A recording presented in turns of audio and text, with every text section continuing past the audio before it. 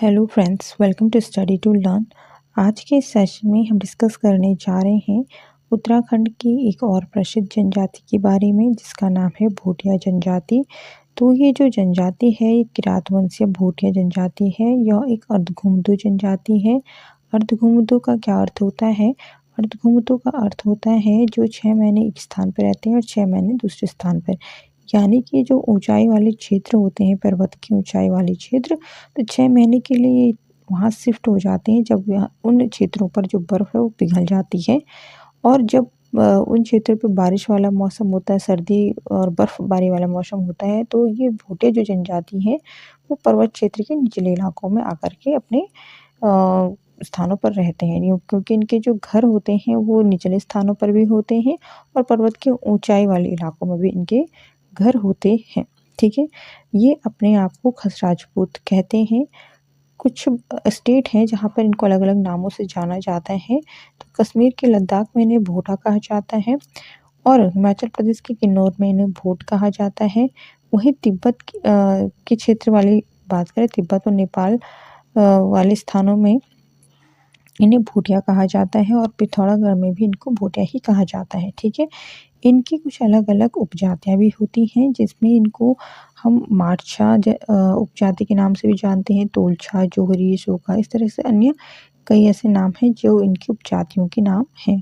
ठीक है, पिथौरागढ़, चमोली और उत्तरकाशी जिलों में उत्तरी भागों में स्थित जो भागीरथी नदी है, विष्णुगंगा है, नीति, जाड़गंगा, ब्यास, जोहार व चौदस, इन घाटियों वाले स्थानों पर ये क्या करते हैं, लगभग इनके 291 गांव हैं। ठीक है, इन गांव में ये निवास करते हैं। तो जैसे मैंने आपको बताया कि 6 महीने के लिए क्या करते हैं, ऊंचाई वाले क्षेत्र में चले जाते हैं और कुछ महीनों के लिए, 6 महीने के लिए, जो गर्मी वाला सीजन जब होता है तो ये निचले स्थानों में आकर के रहते हैं। उत्तरकाशी में भी इनके कुछ अलग स्थान हैं जहाँ पे रहते हैं। तो उत्तरकाशी में अंगर हो गया, जादूंग और नेलंग गाँव, चमोली में माणा गाँव, मलारी गाँव, नीति और टोला तथा पिथौरागढ़ में डुंग, मिलम, तेंडाग, मंत्रोली, जोलिंकी, कोंगकुटी आदि स्थानों पर इनके क्या है, जो गाँव है। ठीक है, ये बिल्कुल बॉर्डर से सटे हुए गाँव है, इसलिए इनको अंतिम गाँव भी हम कह सकते हैं, जो कि भोटिया जनजाति के गाँव हैं। ठीक है, भोटिया जो जनजाति है, उनकी जो संख्या है वो महा हिमालय की सर्वाधिक जनसंख्या वाली जनजाति है। ठीक है, महा हिमालय में रहने वाली जो जनजाति है, तो इसमें भोटिया जनजाति क्या है, सबसे ऊपर आती है। ठीक है, बात करिए गढ़वाल के चमोली में, तो मारछा व तोलछा और उत्तरकाशी में जाट भोटिया होते हैं। ठीक है, चमोली में मारछा और तोलछा होते हैं, उत्तरकाशी में जाट भोटिया होते हैं। जबकि कुमाऊं की अगर बात करें तो उत्तराखंड का जो कुमाऊं वाला एरिया है, जिसमें पिथौरागढ़ जो आपका जिला है, सो उसमें हम बात करेंगे पिथौरागढ़ में। यहाँ पर जो जनजाति, भोटिया जनजाति है, उनको क्या कहा जाता है, जोहारी, दरमिया, चौदासी, ब्यासी और शोका कहा जाता है। ठीक है, इसमें इनकी कुछ जो भाषा है वो भी बहुत विशेष प्रकार की भाषा इनकी होती है। ये हिमालय के तिब्बती बर्मी भाषा परिवार से संबंध रखते हैं और इनकी अलग अलग 6 बोलियां होती हैं। ठीक है, जैसे भोटिया, शोका, इस तरह से अलग अलग की 6 बोलियां भी होती हैं। इनकी शारीरिक संरचना की बात करेंगे तो ये क्या होते हैं, बहुत ही इनके मतलब कद छोटा भी होता है, बहुत छोटा नहीं, मतलब कद छोटा होता है, सिर बड़ा होता है, बिल्कुल गोल आकार का इनका फेस कट होता है, आंखें छोटी होती हैं, नाक चपटी होती है, वर्ण पित्त के लिए होते हैं ये, और शरीर पर इनके बालों की कमी होती है और इनके बालों का रंग हल्का सा ब्राउन होता है, भूरा होता है। ठीक है, इनको तिब्बती एवं मंगोलिया जाति के मिश्रण में इनको देखा जाता है। अब इनके आवास और निवास की बात करेंगे तो भोटिया जो जनजाति के लोग हैं वो शीतकाल के अलावा वर्ष भर 2134 से 3648 मीटर की ऊंचाई वाले स्थानों पर चले जाते हैं। वहाँ पर ये क्यों रहते हैं, क्योंकि उनके जो पशु होते हैं, भेड़ बकरी इस तरह के पशुपालन ये करते हैं, तो उनकी सुविधा के लिए उनको बड़ा चरवाहा वहाँ पे जो चरवाहा एरिया होता है, नेचुरली उनको मिल जाता है और जिसमें ये वहाँ पर आसानी से अपने भेड़ बकरियों को पाल सकते हैं। ठीक है, और इसको ये अपना जो आवास होता है इनका जो 6 महीने शीतकाल के लिए होता है, इनको मैत कहते हैं, मैत बनाकर रखते हैं और शीतकाल के आरंभ होते ही ये अपने परिवार एवं पशुओं के साथ गुंडा या मुनसा यानी कि शीतकालीन आवास में आ जाते हैं। ग्रीष्मकालीन अवकाश को ये मैत कहते हैं, शीतकालीन अवकाश को ये गुंडा या मुनसा कहते हैं। इनके आवास की अगर बात करें तो अधिकतर जो इनके घरों का जो स्ट्रक्चर होता है इसमें लकड़ी का प्रयोग अधिक होता है, क्योंकि ये जो पहाड़ी क्षेत्र बर्फबारी वाले क्षेत्र में जब रहते हैं तो यहाँ पे लकड़ी का प्रयोग ज़्यादा किया जाता है। दरवाज़ा छोटा बनता है क्योंकि ये बहुत ऊंचाई वाले इलाके में रहते हैं, जिससे कि वहाँ पे बहुत ज़्यादा ठंड होती है और दरवाज़ा छोटा होने से जो घर के अंदर का जो टेम्परेचर होता है वो मेंटेन बना रहता है। ठीक है, इनका जो परिधान होता है, इनके कपड़े पहनने का तरीका क्या होता है, तो पुरुषों में इनका एक घुटनों तक का कोट ये पहनते हैं जिसको ये रंगा बोलते हैं। गेजू या खगचसी जो कि ऊनी पजामा होता है बिल्कुल गर्म, जो कि भेड़ की ऊन से बनाया जाता है। ठीक है, ये खुद ही बनाते हैं अपने आप ही। चुंगठी या चुकोल ये टोपी को कहते हैं। वो बाँखें ये भी ऊनी जूता होता है, बिल्कुल बुन करके तैयार करते हैं ताकि बहुत ज़्यादा ठंड में भी क्या हो, गर्मी इनके बॉडी को अच्छे से मिलती रहे। इस प्रकार के इनके जो अपने आप से बनाए हुए परिधान इनके होते हैं। पुरुष की बात हो गई कि पुरुषों का ये पहनावा होता है, वहीं स्त्रियों की बात करें तो वो स्त्रियाँ पहनती हैं च्यूमाला। ठीक है, ये एक मैक्सीनुमा पूरा वस्त्र होता है, ऊपर से नीचे तक मैक्सी ड्रेस जैसा होता है। च्यू होता है आधी बाह का मैक्सीनुमा वस्त्र। ठीक है, वो आधी बाह का होता है। च्यूमाला पूरी पूरी बाह का होता है लेकिन मैक्सी जैसा होता है, और च्यू होता है आधी बाह वाला, वो भी मैक्सीनुमा होता है। फिर होता है चूकला। चूकला होता है टोपीनुमा वस्त्र यानी कि सर पे पहनने वाला। जूख्या जुख्या होता है कमर में बांधने वाला वस्त्र, जो कि हल्का सा वाइट कलर का आपने देखा भी होगा इनके ड्रेस में इस तरीके से। जूबती जू जूयुज जो कि कमर पे लपेटने वाला वस्त्र होता है। ठीक है, तो इस तरीके के इनके जो ड्रेस का एक पूरा स्ट्रक्चर होता है वो होता है। ठीक है, इनके जो स्त्रियों को क्या होता है कि गहने वगैरह पहनने का भी काफ़ी शौक होता है, तो ये अलग-अलग गहनों को अलग-अलग नाम से ही बुलाते हैं। जैसे अंगूठी को ये लक्षेप बोलते हैं।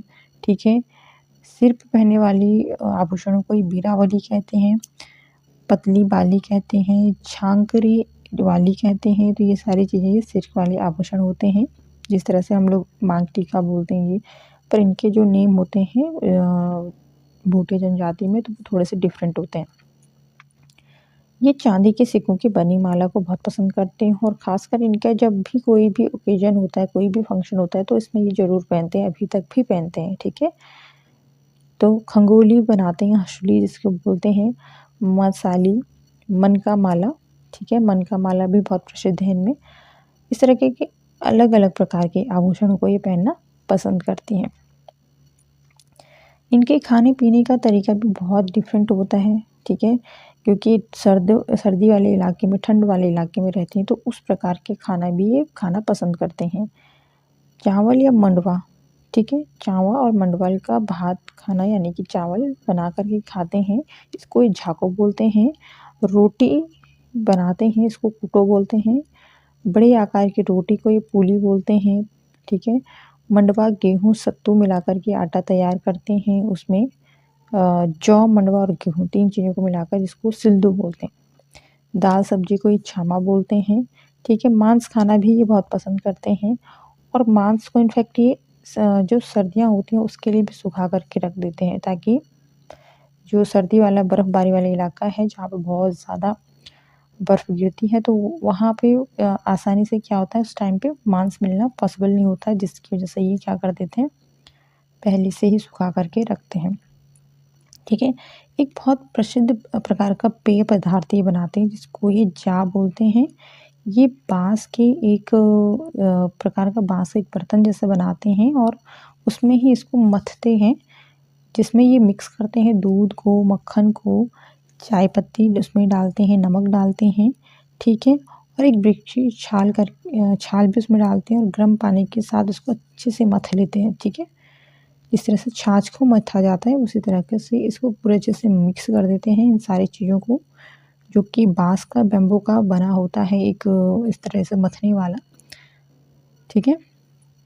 तो इसको ये पीते हैं जिससे कि इनकी बॉडी को थोड़ी-सी गर्माहट मिलती है। तो इसको ये पीना बहुत पसंद करते हैं विशेष अवसरों पर, जो शादी-ब्याह वाले विशेष ओकेज़न होते हैं, तो इस पर ये इसको ज़रूर सर्व करते हैं, ठीक है? अपने जो गेस्ट होते हैं उनको। इनकी जो सामाजिक व्यवस्था है, इसमें पितृसत्तात्मक व्यवस्था है, पितृस्थानीय प्रकार का इनका परिवार होता है, ठीक है? मवासा अपने परिवार को ये कहते हैं और अभी भी पितृसत्तात्मक परिवार इनका है। ये लोग अभी भी जो उनके घर के बुज़ुर्ग होते हैं, उनको बहुत सम्मान देते हैं। संपत्ति का विभाजन की अगर बात करेंगे, तो पिता के जीवित रहते ही सारी संपत्ति का विभाजन हो जाता है, ठीक है? इनमें स्त्री और पुरुषों को समान प्रकार का अधिकार प्राप्त होता है।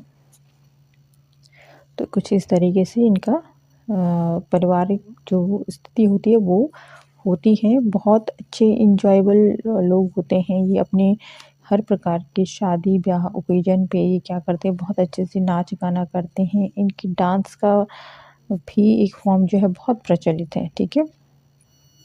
बात करेंगे भोटिया जनजाति के जो लोग हैं वो किस धर्म को मानते हैं, तो विशेष रूप से तो ये सभी हिंदू धर्म को ही मानते हैं जो भोटिया लोग हैं।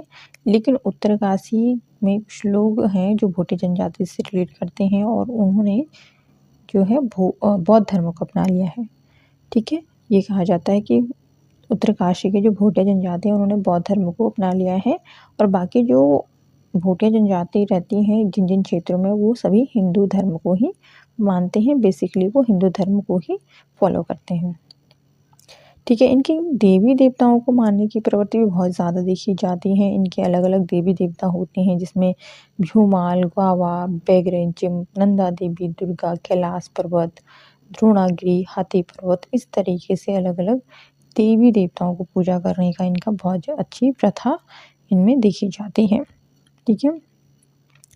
पशुओं की रक्षा के लिए ये घंटाकर्ण, सिधवा, बिहुआ आदि प्रकार के देवी-देवताओं को पूजते हैं, ठीक है? इसमें प्रत्येक 12वें वर्ष में कंडाली नामक का एक उत्सव भी मनाया जाता है, ठीक है? तो भोटिया जनजाति में जो है कंडाली नामक उत्सव मनाया जाता है, जो कि हर 12वें वर्ष के बाद बनाया जाता है, 12वें वर्ष में बनाया जाता है, ठीक है? ये याद रखना है, काफ़ी इम्पोर्टेंट है, ठीक है? मैंने आपको जैसे बताया कि ये बहुत फुल एनवायरनमेंट में रहना पसंद करते हैं, अपना एंटरटेनमेंट खुद ही करना पसंद करते हैं, ठीक है? खुद ही अपने आप इनके घर में आप देखोगे तो हुड़की और ढोल दमाऊ इस तरह की चीज़ें देखने को मिलती है, जिस वजह से ये क्या करते हैं, अपने ही वाद्य यंत्र को यूज़ करते हैं अपने फंक्शनों में और उसमें ही बहुत अच्छे तरीके से ये डांस करना पसंद करते हैं, जिनमें कुछ विशेषकर डांस इनके होते हैं, जैसे तुबेरा हो गया, बाज्यू हो गया, तिमली, तो इस तरीके की अलग-अलग प्रकार के एक गाने को गा कर के, खुद ही खुद ही उस पर अच्छे से डांस करते हैं, ठीक है? इनका मेनली जो हम बात करेंगे, इनका ऑक्यूपेशन कहें तो कृषि करना और पशुपालन करना, ये इनका मेन ऑक्यूपेशन होता है, ठीक है? इनके खेतों की बनावट जो होती है वो सीढ़ी-नुमा होती है, सीढ़ी-नुमा खेती करते हैं क्योंकि पहाड़ों पे रहते हैं ना, तो इस वजह से सीढ़ी-नुमा खेतों को ही प्रेफ़र करते हैं और झूम प्रणाली की खेती भी इनमें प्रसिद्ध है, ठीक है? फिर है इसमें इनकी जो जब ये कृषि कार्य करते हैं तो किन-किन फसलों को इसमें बोते उगाते हैं अपने खेतों में, तो मंडुवा हो गया, फाफर, जौ, गेहूँ, आलू, इन चीज़ों को ये बहुत विशेष रूप से जो है अपने खेतों में उगाना पसंद करते हैं, ठीक है? भेड़-बकरियाँ तो इनके पास भर-भर के रहती हैं, बहुत अधिक मात्रा में इनको ये पशुपालन करना बहुत पसंद होता है। तो कुछ इस तरीके से जो इम्पोर्टेंट पॉइंट से हमने कवर किए हैं भोटिया जनजाति से। वीडियो पसंद आया हो तो आप लाइक, शेयर, सब्सक्राइब कर दीजिए और ऐसी वीडियो की नोटिफिकेशन आप तक पहुँचे जल्द से जल्द। इसके लिए बेल आइकन प्रेस करके रखिएगा।